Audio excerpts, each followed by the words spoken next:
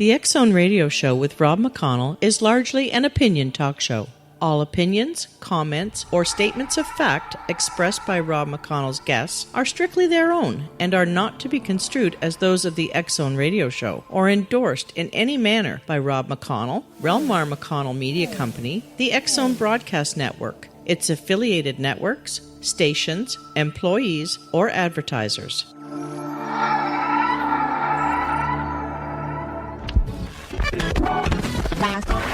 All Hit Radio.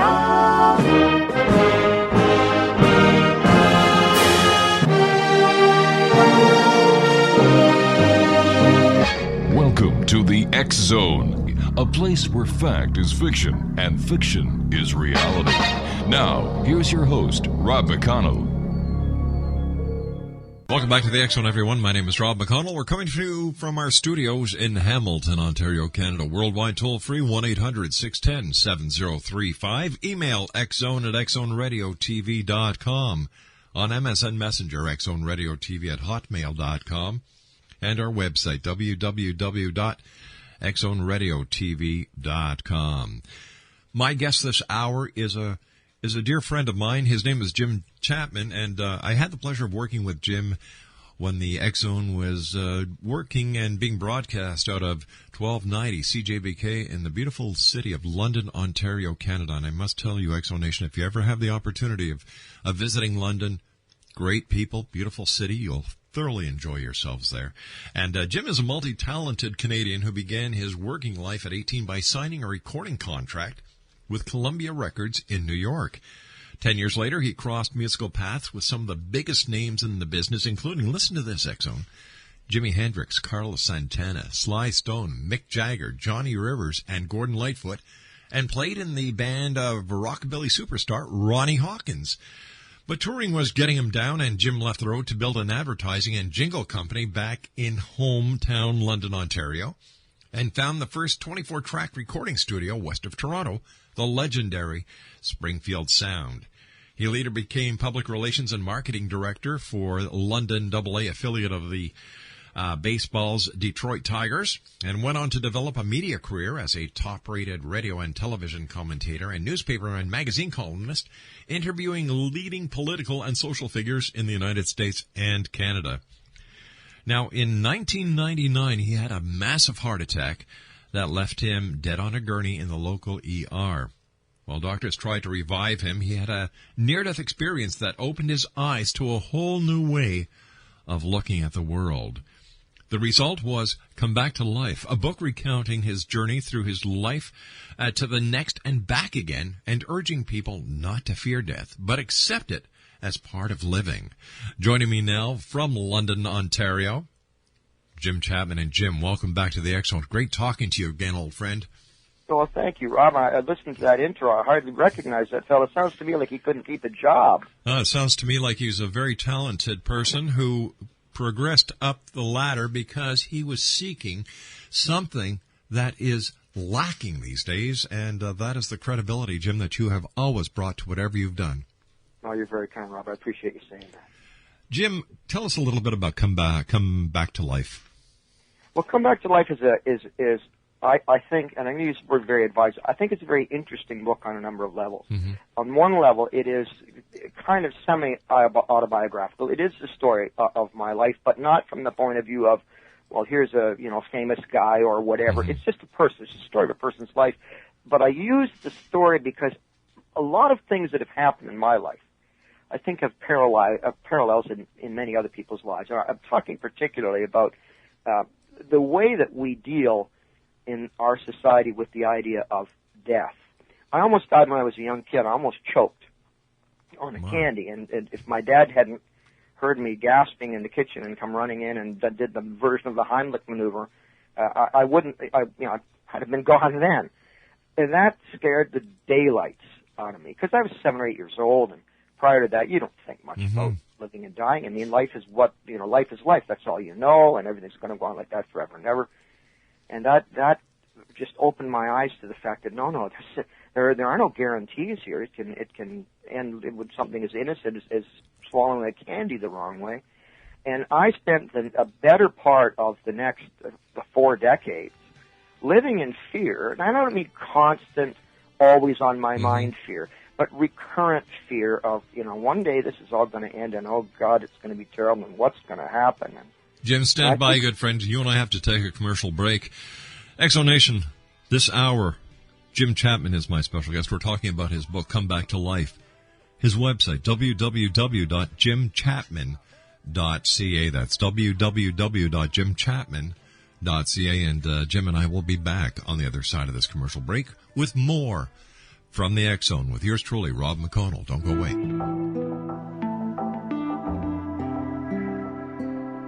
Take a step back in time and discover old Florida cuisine at Marsh Landing Restaurant in Fellsmere. Enjoy delicacies such as frog legs, gator tail, catfish, and swamp cabbage, or enjoy the more traditional cuisine like hand-cut Angus steaks, ribs, and seafood. Join us for breakfast with a southern flair featuring sweet potato pancakes, biscuits, and gravy, and much more. Planning a party? Marsh Landing's private dining room can accommodate groups from 8 to 80 people. While you're visiting, enjoy the historic pictures, artifacts, and stories that line the walls. Marsh Landing is truly a unique experience. Marsh Landing Restaurant, 44 North Broadway in historic Fellsmere, or visit marshlandingrestaurant.com. Marsh Landing, old Florida cuisine at its best.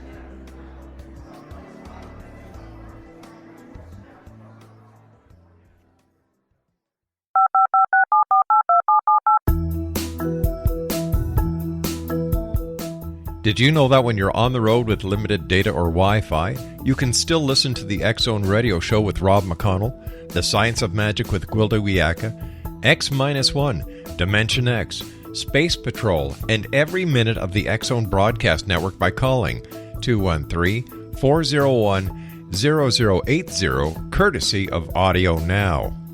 No smartphone, app, or internet needed. It saves your data plan and it's free if you have unlimited minutes. Call 213-401-0080 to listen on any phone, anytime, anywhere. Remember 213-401-0080 for the best of the paranormal, parapsychology, and sci-fi radio programming anywhere, 24/7, 365.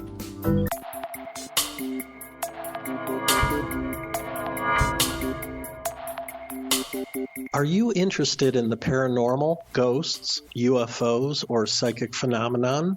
Join me, Tim Bartley, co-host of Talking to Spirits with Lightworkers Tim and Justina, coming mid-January 2017 to the XZBN. We will channel spirits live and talk to them, revealing all kinds of amazing information. Spiritual attachments will be found and removed on the show, and so much more.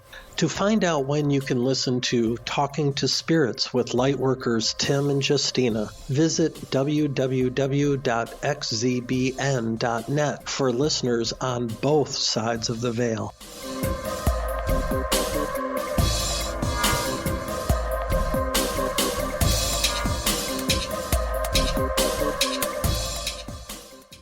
And welcome back, everyone. Jim Chapman is my special guest. We're talking to Jim today about his book, Come Back to Life. His website is www.jimchapman.ca.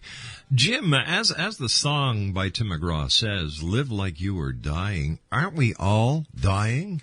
Didn't we actually start dying the moment we were born? Absolutely right, and we both forget and remember that, Rob, and that's the real irony of it.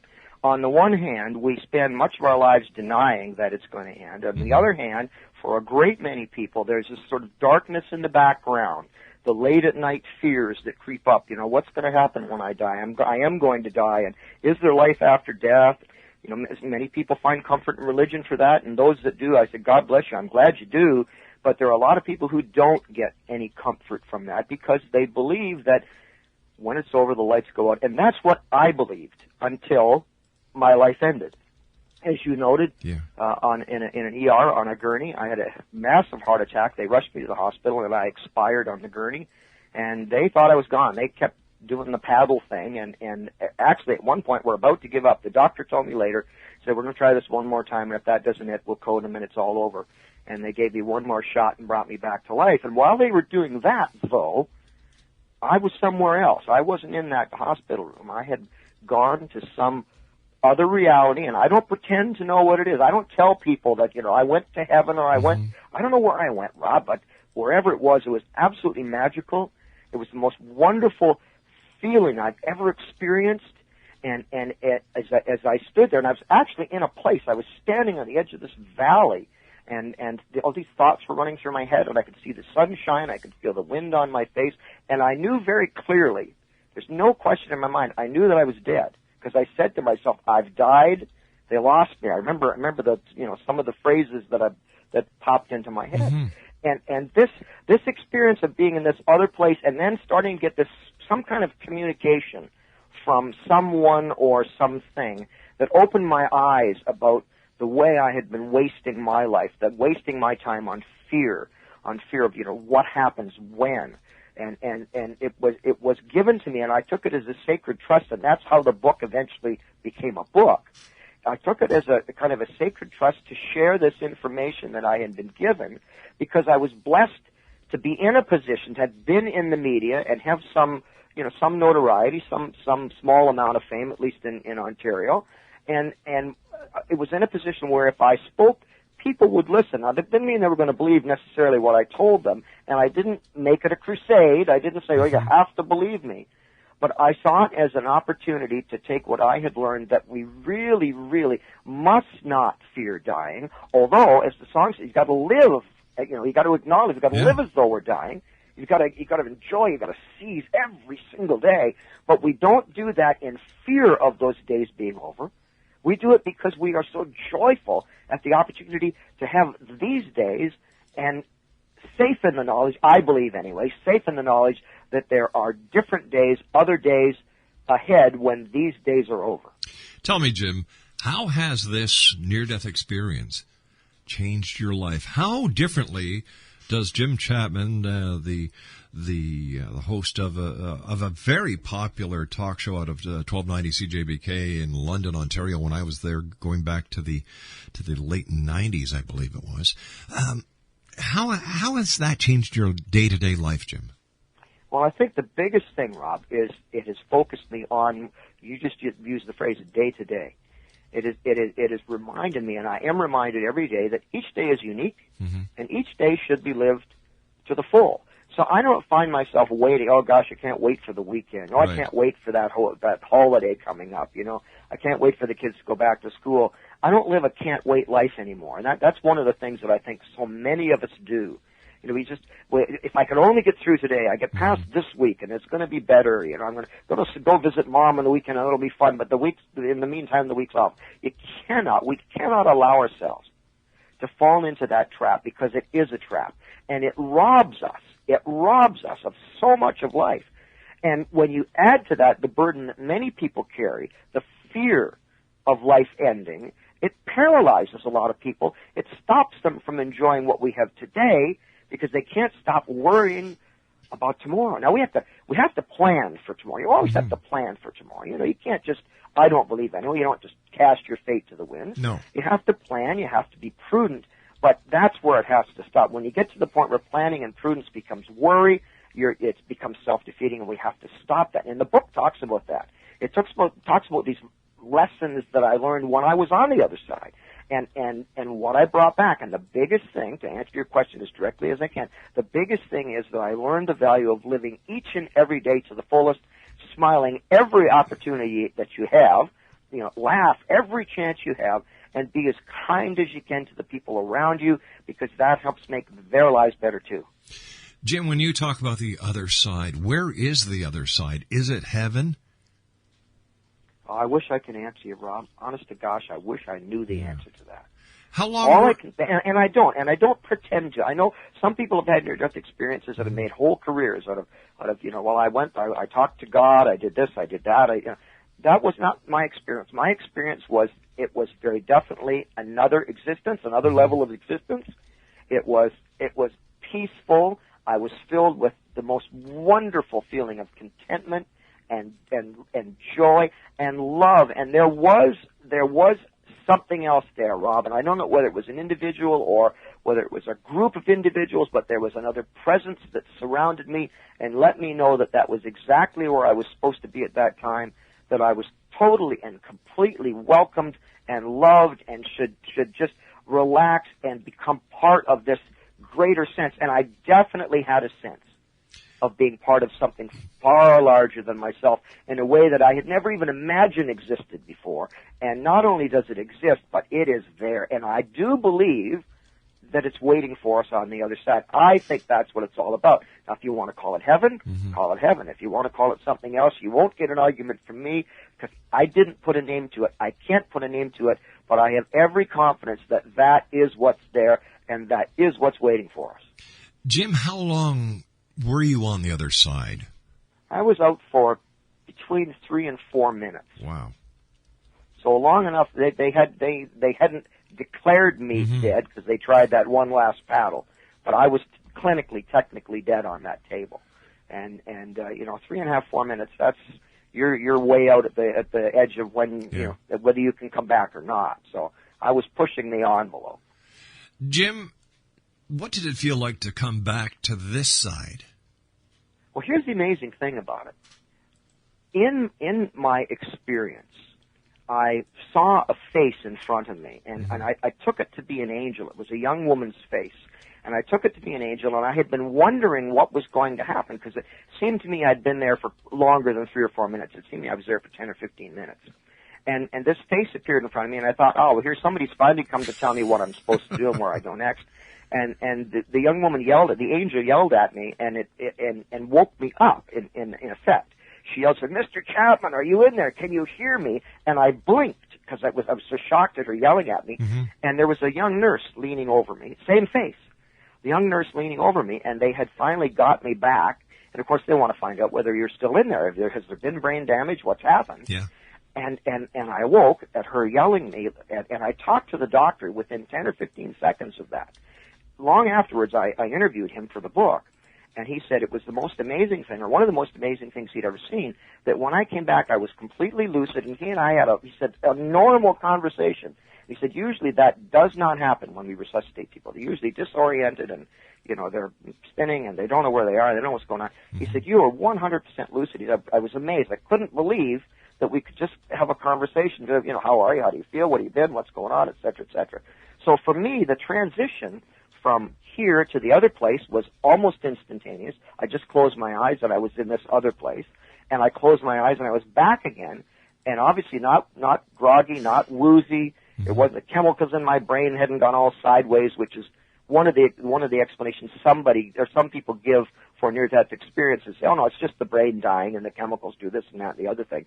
My argument has always been, well, if that's the case, how did I maintain that consciousness from being alive to being in this other place to being back in this place again and didn't miss a beat?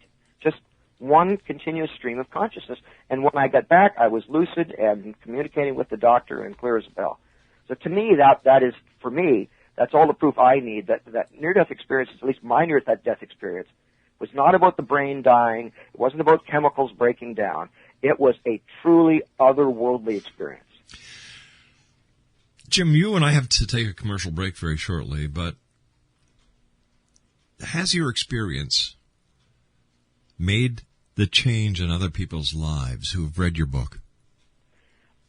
I think, Rob, I've been incredibly blessed to have been moved. As I said, I felt there was sort of a charge to write this book. And I did write it about 5 years ago now. And we have sold a lot of copies of this thing all around the world. And the response from people is the most gratifying thing in my life, is the people I hear from. I get phone calls, I get emails, still get letters from people saying, and it's not, I don't want to make this bigger than it is. They don't say, my goodness, you've changed the universe, but people saying, you've helped me see a better way to live. You've helped me make my life more rewarding. And the big thing for me is you've taken away my fear of dying. And to me, if that's the only thing I ever accomplish in my life, I'll die a happy man. I think that, I'm so pleased that I was given this wonderful blessing to have experienced this. Jim, you and I have to take a commercial break with the news. Okay, please stand by. Good. Jim Chapman, a great guy, good friend. www.jimchapman.ca. And I, for one, am glad he's back on this side. My name's Rob McConnell. This is the X Zone. Don't go away. We'll be back after the news. This is the X-Zone Broadcast Network, broadcasting worldwide on broadcast affiliates and satellite program providers, including CNN Broadcast Network, Sirius Satellite Network, Star Media, Good News Radio Network, Angel Broadcast Network, Wiki Broadcast Network, and WPBN TV. For more information on the X-Zone Broadcast Network, visit us at www.xzbn.net.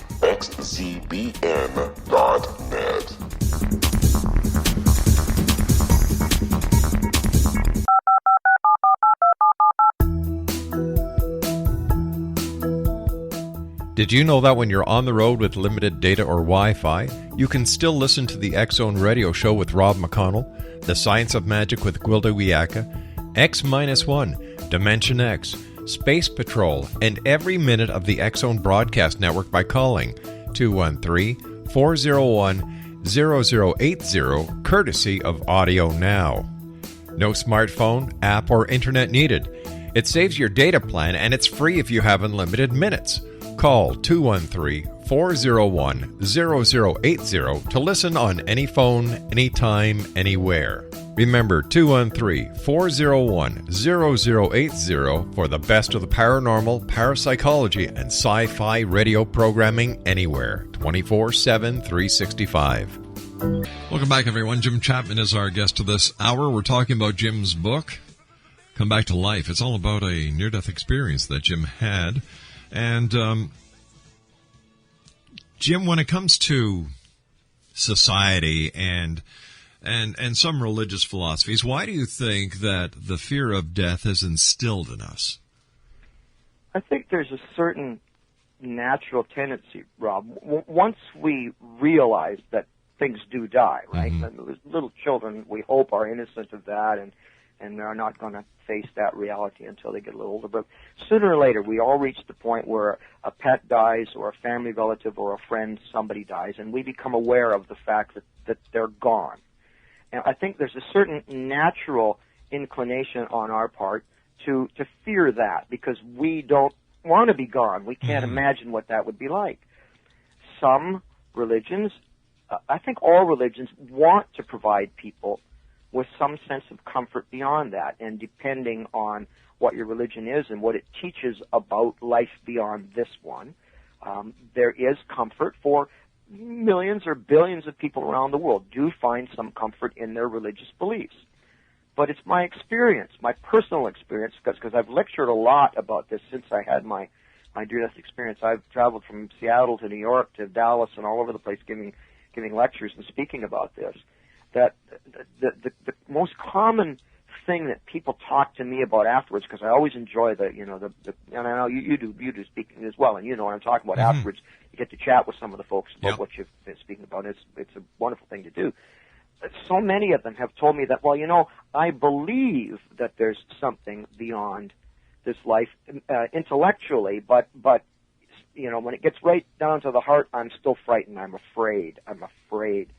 And to me, that may be the I don't want to say it's a failing religion because it's not a failing, but to me it's kind of sad that more people are not able to make the connection, the intellectual and the spiritual and the emotional connection, so to fully be fulfilled by their religion and its promise of whatever the afterlife may be. But I know from experience that there are all kinds of people, religious and non-religious, who they just can't do that. They can't make that connection. There is still that fear deep in the pit of their stomach, because what if I'm going to end up in a lake of fire, or what if I'm not, or what if I'm going to end up nowhere? I think is the big frightening thing for people. What happens if the light goes out? I mean, that's got to be terrible and horrible and awful. And how will I ever survive? It's beyond comprehension. It's so frightening they don't even think about it. Well, my reality is, and I've had the opportunity to talk to many, many other people who've had NDEs, and it's interesting sideline here, Rob, that as our expertise particularly in the area of cardiac health has improved, doctors are now saving literally hundreds of thousands of people a year who were dying 20, 30 years ago from heart attacks. Had I had the kind of heart attack I had in 1989 and not 1999, I would not have survived it. So we have this huge new group of people who are effectively dying and then being brought back to life, and a significant percentage of them are reporting near-death experiences. So that just reinforces my own belief that this experience is very real. I don't know why everybody who dies doesn't have it. I don't know the answer to that. But I choose to be an optimist because I am an optimist, and my experience taught me to be an optimist. I choose to believe that what I experienced and what a great many other people are experiencing is a precursor of what's on the other side. So what does it mean? People say, well, so what? What do you think that means? Well, to me, what it means is we have to stop being afraid of death because it's there, it's inevitable. We all know it's inevitable, but I believe that it's not the end of anything. It's just a transition to something else. So people have said, well, does that mean you jump in front of a moving train or you'd step in front of a bullet? No, I'm still afraid to die because it might be painful. It could be messy. It's going to be distressing to my family and so on. But Woody Allen had a great line about that, and he said, I'm not afraid to die. I just don't want to be there when it happens. So to me, that kind of sums it all up, right? Like physically, as a physical, corporeal being, I'm not looking forward to this life ending, but I'm not afraid of what's beyond. I'm not at all afraid of what's beyond. And that is so incredibly liberating to you. You can hardly imagine the difference in your life when you get up or you wake up in the morning. You're somebody like me who for the previous 40 years, almost every day at some point of the day, there'd be some little niggling reminder that, I'm going to die one day, or, oh, gee, I hope this, or I hope that, oh, this doesn't. We all live with that. Some of us worse than others, and it was a pretty serious problem for me for many years. And it led to depression and a lot of other unpleasant things. To wake up in the morning, open your eyes and go, wow, this is fantastic. I got another day ahead of me. This is great. And not think, oh, but what if it's the last one? I don't think that way. I do not think that way. I live as though every day is my last day. I get as much pleasure and enjoyment and do as much for other people as I can because I find that gives me pleasure. I do as much of that every day as I can, but I don't worry about, well, gee, what if I don't wake up tomorrow? If I don't wake up tomorrow, no problem. We'll press on, and we'll deal with that when it comes. Jim, do you find the medical community is finally starting to take note of near-death experiences and are actually taking them seriously, or are they still looking at it as a part of the dying process? I think it depends on who you talk to, Rob. I have interviewed doctors who believe very strongly that it is simply a chemical reaction, that it's just part of the dying process, that the brain breaks down, and they can give you chapter and verse on what chemical turns into what chemical and does this and does that. But I've also talked to a number of doctors, particularly ER doctors, and I think of the doctor who was my ER doctor, who some of them are very willing to say, listen, this is an experience beyond anything normal. It is beyond anything that our senses tell us should happen, but it happens so often that, we believe something's going on. But the group that I've had the most response from are ER nurses and cardiac care nurses, or nurses that work with the dying, with the palliative care and geriatric nurses. Talk to them about their experience of being with people when they pass, and there's a magic to that experience. Now, sometimes it's tempered by the passing can be very painful and horrible to watch and so on. Some forms of cancer and so on are very unpleasant death. But you talk to the people that work in that area, and I will say, in my own experience, I'm not going to quote you any numbers, but in my own experience, that a large majority of those people, when I talk to them or I give a lecture about my experience, they're smiling, they're nodding their heads, and they come up and talk to me afterwards and say, I completely understand what you're saying. Even people who've not had it themselves, but have been there and watched other people either go through NDEs or just come to the end of their lives, and there's something very magical that happens in those last few hours. And I had the wonderful blessing, although it was a loss to us, to our family, my mother-in-law, with whom I was very close. I was there when she passed, and I was with her for 3 days before she passed. And I know that her experience, and talking to me just hours before she actually died, she was going from here to somewhere else and coming back and going and talking to her through that experience just simply solidified if it needed to be, and it really didn't. But if I needed any more proof that there is something else there, that gave it to me. And people who work in that environment, in my experience, they understand that. They are not the skeptics. I think the skeptics are the ones who look at it from a purely scientific view, and I don't blame them for that. That's their, we need scientists. We need people who are studying the human body and, the human brain and all of this. We need people. We need them to do it objectively. We need them to do it with the scientific method. And I appreciate and applaud people who do that. But at the same time, I have to say that science does not yet know everything, cannot yet explain everything. And I'm not sure that science itself will ever be able to explain everything. I think there are things that maybe transcend that as far as human beings and our ability to comprehend. And to me, I would never argue with a doctor who said, your experience wasn't real. I would simply ask him, prove it. Jim, we call it the other side, or you call it the other side, and that so many people believe that this little slice in the time-space continuum that we call our present-day reality is just part of an ongoing process. I've spoken to people who have had near-death experiences, and one of the ways that somebody described it that I'll never forget is they say, just imagine, Rob, a wall full of books. Each book has a chapter, and when you go from the first book, the first chapter, that is when your life starts, and as you progress through each chapter, through each book, is another existence. You look at that and you say, wow. And it's because of people who have the near-death experience, who share the experience, who are willing to share the experience, that I believe that more and more people are coming to better understand that the passing or dying in this existence does not mean the end of it all. No, I hope that number of people increases and increases and increases. And one of the interesting things, very, very quick note I want to make here, until very recently, most people were very reluctant to talk about this because they were called crazy, you're insane, you're nuts. And it's only been in the last 20 or 30 years, really, where you've seen a large number of people stepping forward, partly because more people are being brought back, as I said earlier, but partly, I think, too, and because of people like myself, and I'm not taking any credit, but I know there are more people like me in communities who maybe had some visibility, who, when they went through the experience, said, I am not going to be quiet. Yeah. I am not crazy. I know what happened to me, and I'm going to tell people because they need to know. And the more people that do that, then the more other people come forward and say, it happened. I had a minister, I did a speech in his church one day, and he came up to me afterwards. He said, I want to thank you so much for being here today.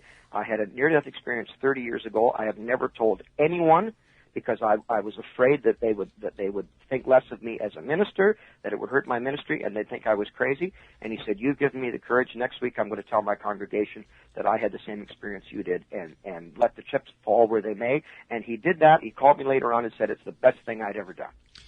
Jim, that kind of liberation is just, it's so magical. Jim, you say that the West is a culture in denial. What do you mean by that? Well, we deny death, right? People don't die. They pass on. They're deceased, or they've gone over. I say they're dead. Well, dead is dead. Let's not play games with words. Dead is dead. But dead is not bad. It used to be people died in the home. You died at home with your family around you, and now you go someplace to die. It's like we just, and when the body is dead, nobody, even the family, would touch the body. It used to be that you prepared the body yourself for burial, and so you get a chance to, I think, to see that whole process as part of the continuum. And now we've taken it all away. It all goes to the funeral. Everybody goes to the funeral home. We don't want to talk about it. We don't want to admit it. Although it's like the sword of Damocles hanging over everybody's head, and nobody wants to look up and acknowledge that the sword's there. Heck, you got to look at the sword. You got to smack it around once in a while. You got to recognize that, it's there and it's waiting for you. But so what? It does not have power over our lives. We have power over our lives. If we do have the power, Jim, and I believe you're right, why are so many people still in denial? Because they have not found a way that works for them to acknowledge the reality that we're going to die, but to accept also that we have more and more evidence every day that the end of this physical existence is not the end of life. It's not the end of existence. It's not the end of consciousness. But so many people are still trapped in the superstitions of their childhood, their superstition of their adulthood. They are trapped in this idea in our society that we all want to be young forever. The baby boomers now, right? We don't want to get old. We want to be young. We want to live forever. There's an awful lot of societal pressures on us to say, yeah, when the end comes, it's going to be terrible, and that's the end of everything, so pretend it'll never happen and press on. I don't believe that you can live your life to the fullest if you're always afraid of dying. You know, the great tragedy in life is not dying. It's being afraid of living. That's the great tragedy, and that's what we have to overcome. And that's what I talk about in the book, in Come Back to Life. I explain what happened to me, how I got to the point where I was, desperately frightened of dying, and out of nowhere came this experience that I didn't expect. I had no religious background for it, nothing. Out of nowhere came this incredible, eye-opening experience, and out of that experience came this book to share what I learned and how it made such a difference in my life, because I was as frightened as anybody of dying. And today I can tell you, when it happens, and we're going to press on. And that changed for me as the most magical thing that ever happened in my life. It's the most magical thing I think can happen in anybody's life. Jim, stand by. We've got to take our final break. Great talking to you again, old friend. Exonation, Jim Chapman is our special guest. I had the pleasure of working with Jim at 1290 CJBK in London, Ontario, where he did a morning talk show. A very popular morning talk show. His website is www.jimchapman.ca. We'll be back talking more about Come Back to Life on the other side of this break. This is the X-Zone Broadcast Network, broadcasting worldwide on broadcast affiliates and satellite program providers, including CNN Broadcast Network, Sirius Satellite Network, Star Media, Good News Radio Network, Angel Broadcast Network, Wiki Broadcast Network, and WPBN TV. For more information on the X-Zone Broadcast Network, visit us at www.xzbn.net.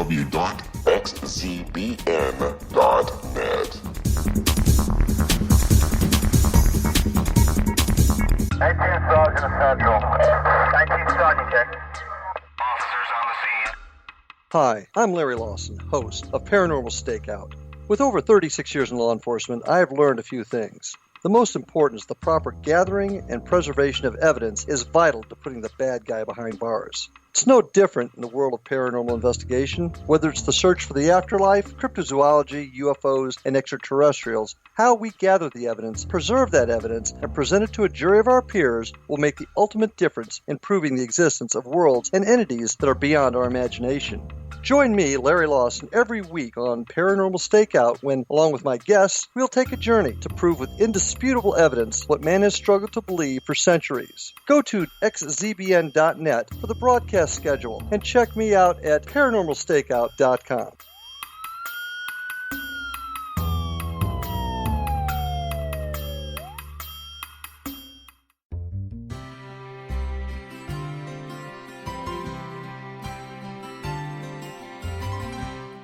True healing must address 4 levels: physical, emotional, mental, and spiritual, for us to live joyful and productive lives. We tend to treat 3 of the 4, leaving the spiritual languishing. If you're tired of the same dysfunctional patterns cropping up in your life, Soul Balancing is for you.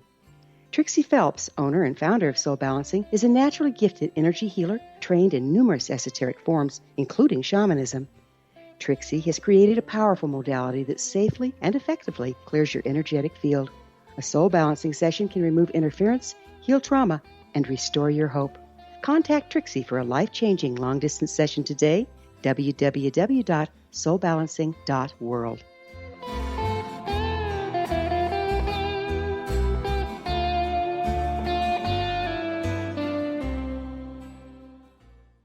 Exonation, my guest this hour has been Jim Chapman, and as I've been saying throughout the hour, I had the opportunity and pleasure of working with Jim at 1290 CJBK in London, Ontario, where Jim had a very popular morning talk show. He's got a book out. He's got more than one book, but the book we've been talking about today has been Come Back to Life. It's all about his near-death experience. And Jim, where can listeners get a copy of your book?